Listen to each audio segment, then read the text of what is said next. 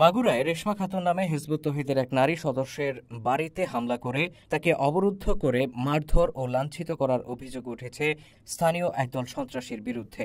মাগুরা সদরের ধলহার পশ্চিমপাড়া এলাকায় গত বুধবার সকালে এই হামলার ঘটনা ঘটে। পরে 999-এ কল পেয়ে ঘটনাস্থলে যেয়ে ভুক্তভোগী নারীকে উদ্ধার করে মাগুরা সদর থানা পুলিশ।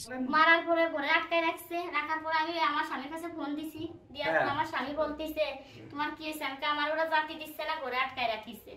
এটা বলার পরে উনি ওই 999-এ ফোন দিয়েছে, দিয়ে তাহলে পুলিশ নিয়ে গেছে, নিলে আমার পুলিশরা উদ্ধার করে নিয়ে আসছে। ভুক্তভোগী রেশমা খাতুন ও তার স্বামী মিজানুর রহমানের সাথে কথা বলে জানা যায়, ধলহার পশ্চিমপাড়া ঈদগাহ জামে মসজিদের ইমাম মোহাম্মদ এনামুল সম্প্রতি হিজবুত তৌহিদের বিরুদ্ধে একাধিকবার মসজিদে বয়ান করে মুসল্লিদেরকে ক্ষিপ্ত করার চেষ্টা করে আসছেন। তার উস্কানিতে একদল উগ্র প্রকৃতির লোক হিজবুত তৌহিদের সদস্যদের বাড়িতে হামলার পায়তারা করে আসছে। হামলার আশঙ্কায় প্রশাসনের কাছে নিরাপত্তা চেয়ে গত শনিবার মাগুরায় সংবাদ সম্মেলন করেন স্থানীয় হিজবুত তৌহিদ নেতৃবৃন্দ। তবে প্রশাসনের পক্ষ থেকে কোনো পদক্ষেপ নেওয়া হয়নি। ভুক্তভোগী হিজবুত তৌহিদ কর্মীদের দাবি, ওই সংবাদ সম্মেলনের প্রেক্ষিতে আরও ক্ষিপ্ত হয়ে ওঠেন মসজিদের ইমাম মোহাম্মদ এনামুল।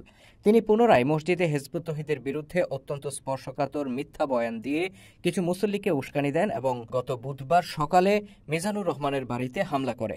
এ সময় মিজানুর রহমান বাসায় না থাকায় হামলাকারীরা তার স্ত্রী রেশমা খাতুনকে অবরুদ্ধ করে রাখে। এ সময় তাকে মারধর ও হেনস্থা করে হামলাকারীরা।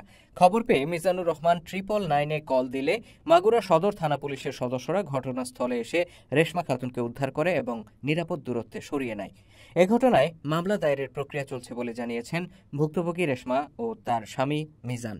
তারা এই ঘটনায় সম্পৃক্ত ব্যক্তিদের দৃষ্টান্তমূলক শাস্তি দাবি করেন।